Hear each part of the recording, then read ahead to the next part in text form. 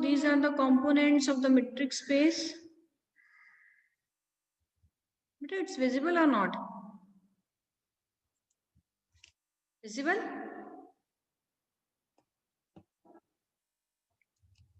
Yes. Okay. अब हम second part करेंगे. Every component is a closed set.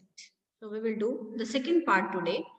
Every component of a metric space is a closed set. ये देखो, ठीक है जी. So अब ध्यान से सुनना बेटा क्या लिखा है. Let A be a component of a metric space, then A is a maximal connected subset of it. How to prove that A is a closed set? ठीक है. So what does it mean? A is a closed set. It means you want to prove that. आप side पे लिख लेंगे A is equal to A closure या A is equal to A closure is equal to A. Let it possible. मान लिया A close नहीं है, ठीक है? तो A close नहीं है मतलब A closure is not equal to A. A closure A के बराबर नहीं है. तो बेटा A closure is always a superset of A. ठीक है, नीचे क्या लिख दिया? नॉट इक्वल, क्योंकि A closure जो होता है हमेशा बड़ा होता है A से, because every set is always contained in its closure. ठीक है. Now A is a connected set. It implies A closure is a connected set because closure of a connected set is connected set, right? Therefore A closure is a connected set. अब हमने कहा था A जो है वो component है. अगर एक कंपोनेंट है तो A सबसे बड़ा कनेक्टेड सेट है जिसके अंदर सारे के सारे कनेक्टेड सेट होंगे. लेकिन ऊपर वाली statement A closure contained in A ये बता देती है कि A क्लोयर कनेक्टेड है और A क्लोयर वो सबसे बड़ा सेट है जो A को कंटेन करता है. ठीक है. which contradicts the maximality of A, therefore A must be, hence the supposition is wrong. A must be a closed set. ठीक है.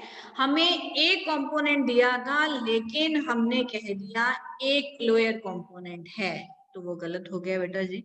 उससे मैक्सिमलिटी को गलत कर दिया. ठीक है. therefore our supposition is wrong.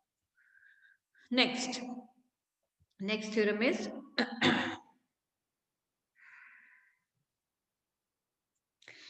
every two components are separated sets. दो components लेंगे हम. We will take two components, right? A and B जो है हम two components लेंगे और हमें प्रूव करना है वो दोनों सेपरेटेड है. सेपरेटेड का मतलब A closure intersection B is equal to phi and A intersection B closure is equal to phi, right? So what to prove?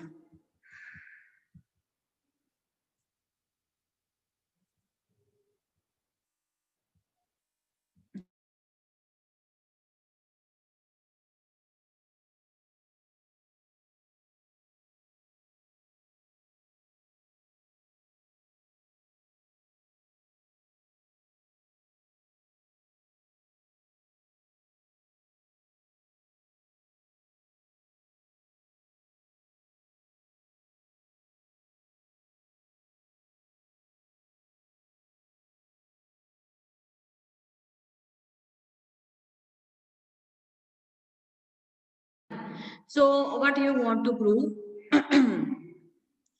तो हमने बेटा कंपोनेंट ले लिए दो. अब हमें पता है components are always a closed set. Therefore A closure is equal to A and B closure is equal to B. Now what we want to show that A and B are separated set. Then it is enough to show that A intersection B is equal to phi. क्योंकि बेटा अगर closed set, disjoint closed sets are always separated sets. We have already proved that the disjoint closed sets are always separated sets. So closed हमारे पास पड़ा हुआ है, सिर्फ हमें क्या प्रूव करना है? disjoint, right? Let if possible ये खाली नहीं है. Now A and B are components. Now A and B are the components. So therefore A and B are the connected sets such that A intersection B is not equal to phi. A and B are the connected sets such that A intersection by they have the non-empty intersection. It means A union B is a connected set which is a superset of A, right? But A is a maximal connected set. But A is a maximal.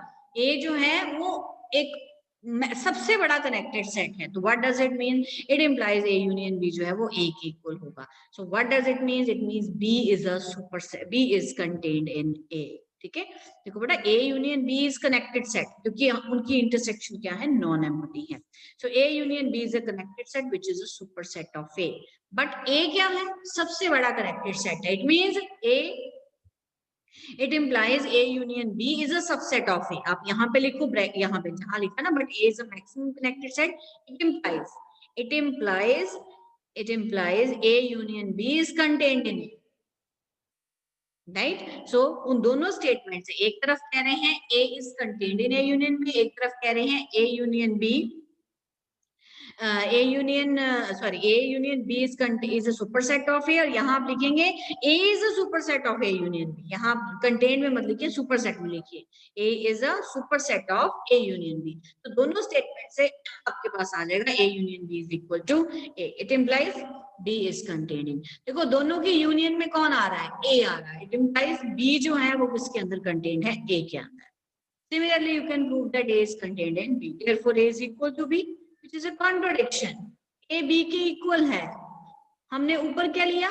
A and B are two distinct components of X. Therefore, A intersection B is equal to 5. It implies A and B जो हैं आपके वो क्या हो गए? Separated sets. Thus, A and B are, so every two components of a matrix space are separated sets, right? Next is, let X be a matrix space, then each point of X is contained in one and only one component. कल हमने एक theorem की थी, every connected set is contained in one and only one component. अब ये है कि X का हर एक पॉइंट जो है, it is only contained in one and only one component. So let us take any point X belongs to X, be any point. And F be the family of connected set containing the point X, right? Clearly, F is not equal to 5. Why?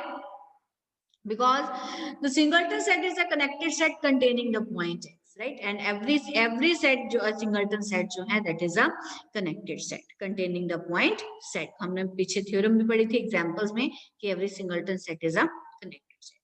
तो अब X किस में है बेटा? Capital F में. Capital F किस में है? Collection में. ठीक है? कैपिटल एफ किस में है? कलेक्शन में. तो एक्स किस में आ गया? यूनियन में. एक्स किस में आ गया? इंटरसेक्शन में. So F is a family of connected sets such that intersection of F is not equal to 5. तो जब हमारे पास नॉन एम्प्टी इंटरसेक्शन आ जाती है, then the union is a connected set containing the point x. So let us denote the union of f by ex. Now ex is a connected set containing the point x. Now we claim that this ex is a component because x is in E. X किसमें है? E में. तो उसका नाम हमने रख दिया Ex. Now we shall prove that Ex is a connected set, is a component, क्योंकि X उसके अंदर आ रहा है. मान लिया X component नहीं है, तो इसका मतलब क्या होगा? इसका मतलब होगा अगर Ex component नहीं है, मतलब Ex सबसे बड़ा सेट कनेक्टेड सेट नहीं है, तो उससे बड़ा एक सेट B एग्जिस्ट करेगा जो कि सुपर सेट होगा Ex का, such that B is connected. Now B is connected set containing the point X. It implies B is a connected set containing the point X. मतलब B किस में आ गया? Family में. B किस में आ गया? यूनियन में. ठीक है, यूनियन का नाम क्या रखा है? EX. अब B किसके अंदर आ गया? EX के अंदर. लेके क्या चले रहे? B is a superset of EX, which is a contradiction, and such supposition is wrong. EX is a component containing the point X. Now if and only if uniqueness कि सिर्फ एक ही आएगा.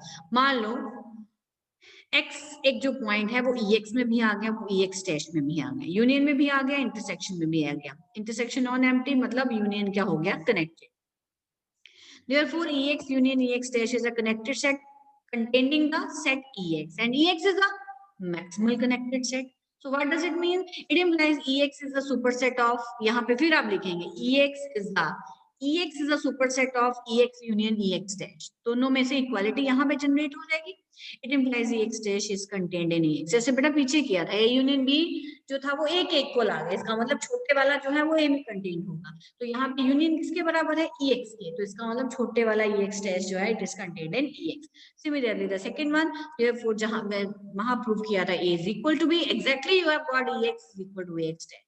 So it implies every point of the metric space contains in one and only one right? Now what was the second theorem? Any components, any two components are either disjoint or identical and union of all components is x. दो component ले लो आप, ex मान लो ex और ax dash ले लिया, ठीक है? तो उनकी इंटरसेक्शन हमें प्रूव करनी है. A intersection B, मान लो A और B दो कंपोनेंट्स ले लिए, तो you have to prove that A intersection B is equal to, या तो वो खाली होगा या सेम होंगे, either A is equal to B और A intersection B is equal to 5. And जब हम उनकी यूनियन करेंगे जितने भी कंपोनेंट्स हैं तो वो x के इक्वल आएगा, right? So let's do the proof. Second part. तो एग्जैक्टली बेटा सारे एक ही तरह से चलते हैं.